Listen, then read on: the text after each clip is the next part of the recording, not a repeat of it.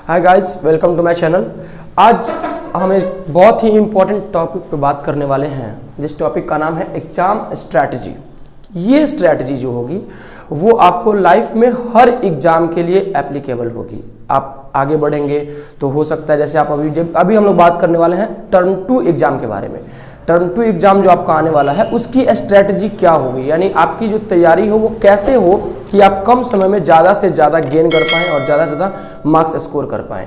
हालांकि ये जो स्ट्रैटेजी है ये आपको आने वाले एग्जाम, लाइक अगर मानते हैं इंटरमीडिएट के बाद आप अगर आईआईटी की तरफ बढ़ते हैं या आप किसी कॉम्पिटिटिव एग्जाम की तरफ बढ़ जाते हैं तो वहाँ भी ये सारी चीज़ें एप्लीकेबल होंगी। ठीक है, तो सबसे पहले हम लोग ये बात करते हैं कि 2 मेथड से आप लोगों ने पढ़ाई करी होगी अब तक।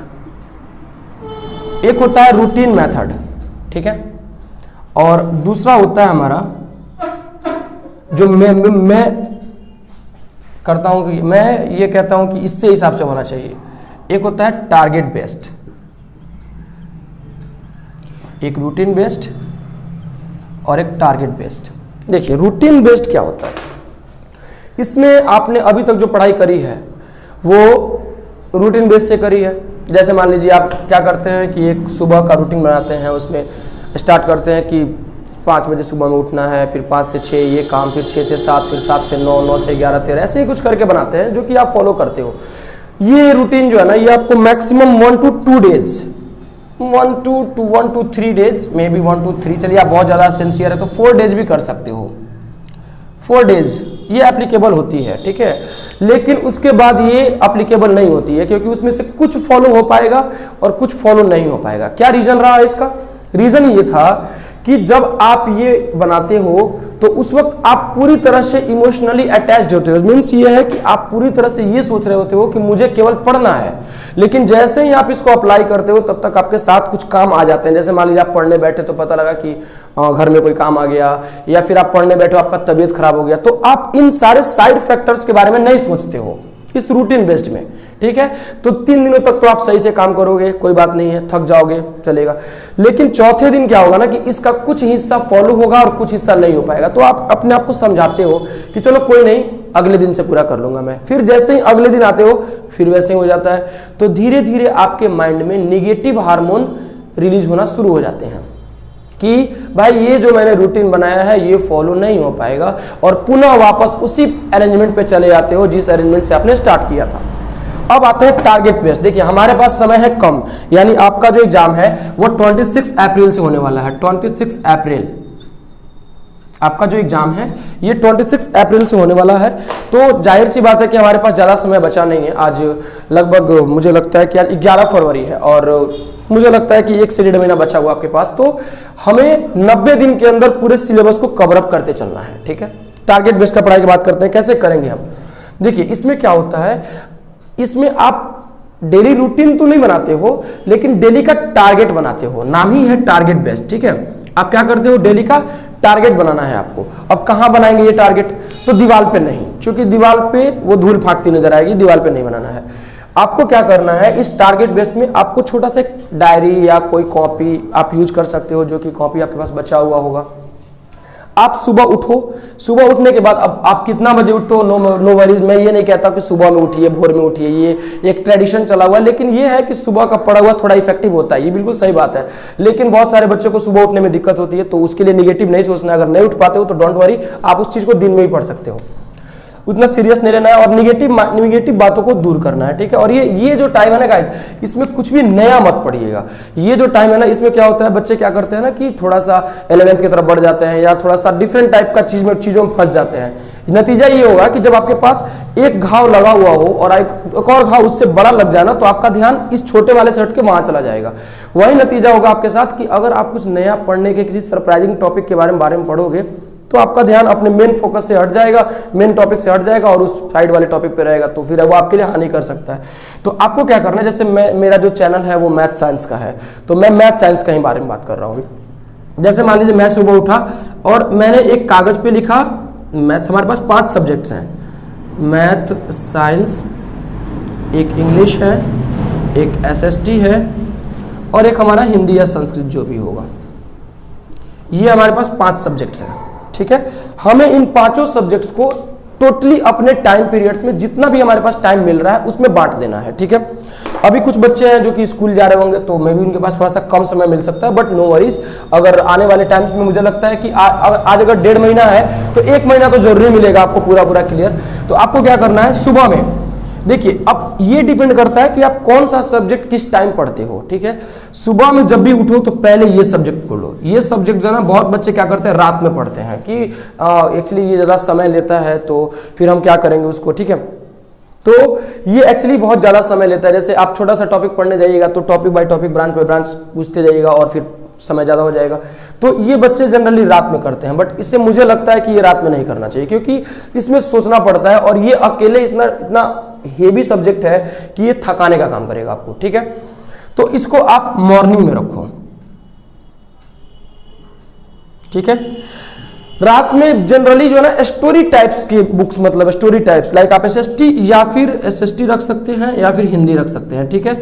ये तीनों सब्जेक्ट आप डे टाइम में रखो, ठीक है, क्योंकि ये 3 सब्जेक्ट जो है ना ये बहुत मतलब थोड़ा सा इंटरेस्टिंग होता है और थोड़ा सोचना पड़ता है, और इन सब के बारे में बस जनरली आपको पढ़ना पड़ता है। बस अगर आप सुन भी लो, इनफैक्ट अगर मान लीजिए कि आपको एसएसटी का कोई टॉपिक नहीं पढ़ने का मन कर रहा है, भाई मुझे नहीं पढ़ना है, तो अगर आप कहीं से रिकॉर्डिंग का अरेंजमेंट कर रहे हो ना, कान में हेडफोन लगा लिए, सुन लिए, हो गया, याद हो गया, अब उसके बाद से अपने दिमाग से उसका आंसर दे देना है। इसका भी अगर आप कुछ नहीं जानते हो, केवल स्टोरी पढ़े हुए हो, तो मुझे लगता है कि आप लोग अगर किसी क्वेश्चन का आंसर हो तो खाली तो नहीं छोड़िएगा, कुछ ना कुछ तो लिख ही दीजिएगा। लेकिन अगर इन तीनों में से कोई क्वेश्चन आ जाए और आप थोड़ा भी नहीं पढ़े हो ना, अगर जैसे मान लीजिए कि एक क्वालिटी की क्वेश्चन का क्वेश्चन आ जाए और आप आधा अधूरा पढ़े हो तो नहीं बनेगा। क्या बनाओगे इसमें जब पता ही नहीं है तो, इसीलिए, ठीक है। तो इसमें क्या करेंगे, मॉर्निंग टाइम में रखेंगे, बाकी टाइम्स मैंने बता दिया मैंने। अब देखिए, जैसे आज का मेरा टारगेट क्या होगा, टुडे का। जैसे आज आपने क्या किया, मैं टुडे लिख रहा हूं, आप लोग क्या लिखेंगे वहां पे, डेट, कागज पे डेट लिखोगे और लिखोगे मैथ्स जो है हमारा पहला स्टार्टिंग टर्म 2 का, टर्म 2 एग्जामिनेशन के लिए, ठीक है। टर्म 2 एग्जामिनेशन के लिए हमारा पहला मैथ का चैप्टर कौन सा है, तो हमारा चैप्टर है क्वाड्रेटिक इक्वेशन, यानी चैप्टर 4, चैप्टर है हमारा 4 क्वाड्रेटिक इक्वेशन। क्वाड्रेटिक इक्वेशन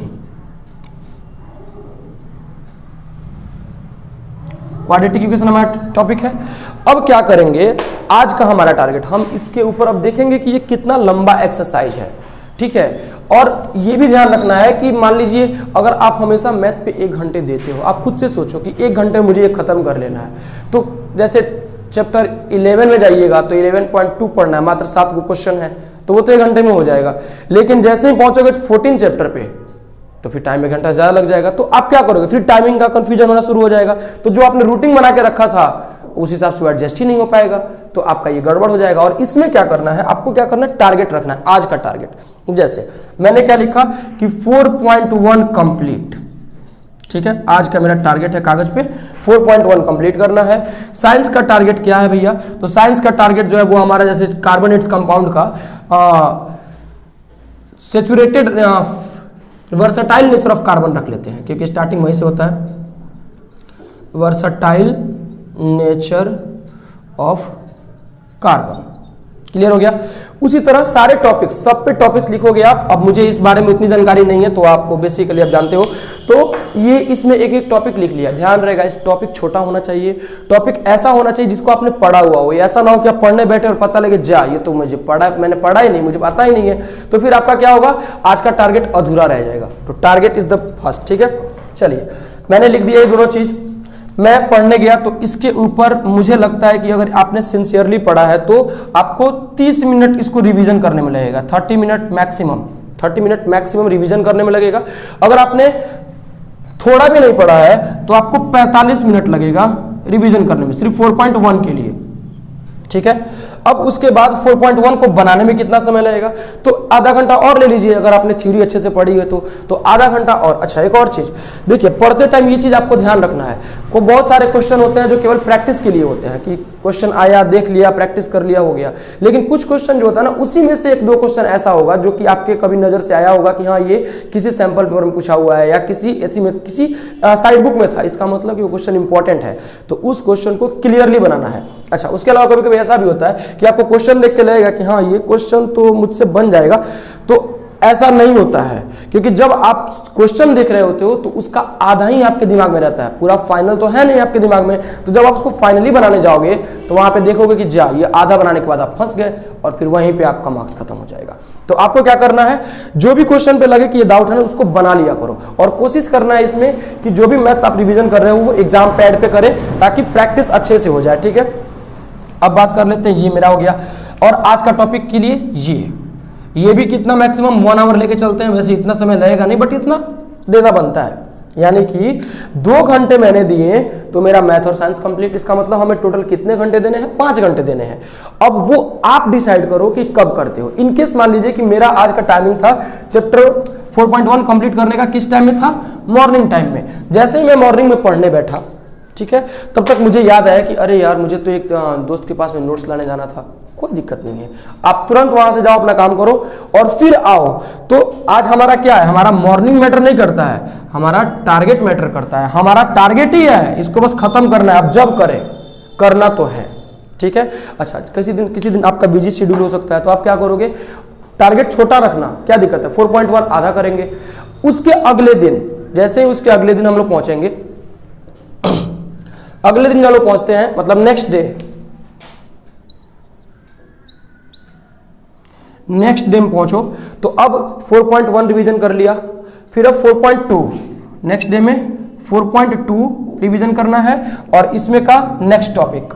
ठीक है, उसके बाद फिर आगे हम लोग बढ़ेंगे। फिर जब तो जब ये नेक्स्ट डे में जब 4.2 हमारा हो जाएगा, ठीक है, फिर उसके नेक्स्ट डे 4.3, यानी कि ये एक सीरीज रिवीजन कराएगा आपको। एक तरफ रिवीजन भी चल रहा है और एक तरफ आपके अंदर कॉन्फिडेंस भी डेवलप कर रहा है ये चीज, क्योंकि जैसे जैसे मैथ्स बनते जाएंगे आपके अंदर कॉन्फिडेंस इंक्रीज होता जाएगा। तो ये सीरीज में होते जाएगा। चलिए 3 दिनों में मैंने खत्म कर लिया, इनफैक्ट मान लीजिए मैंने 4 दिनों में किया, किसी किसी बच्चे को दिक्कत हो सकती है। 4 डेज मैंने खत्म किया है, कोई बात नहीं। तो खत्म करने का मतलब क्या, केवल एनसीईआरटी बुक नहीं, गलत बात, एनसीईआरटी बुक ही नहीं करना है।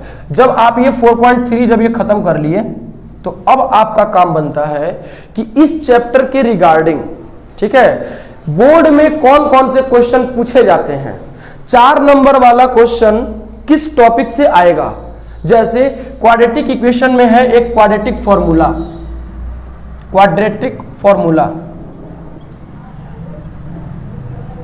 थोड़ा सा मैं उस फॉर्मूला के बारे में डिस्क्राइब कर देता हूं। उसमें होता है x dash minus b plus minus root D by 2a, या इसको ऐसे भी लिखा जा सकता है minus b plus minus root b b square, क्योंकि डी का जो वैल्यू होता है वो B square minus 4ac by 2a होता है, और ये जनरल फॉर्म से निकल के आता है,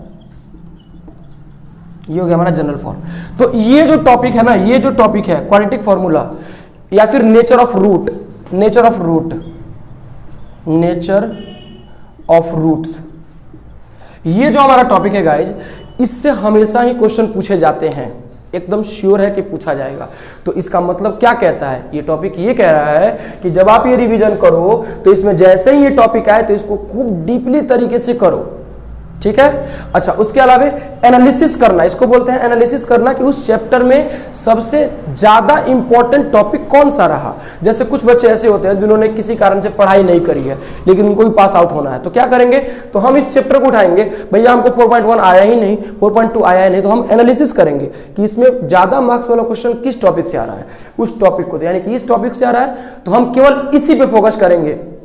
अगर नहीं कर पा रहे हैं पूरा तब, ठीक है, अगर पूरा कर ली तब तो कोई दिक्कत ही नहीं है ना।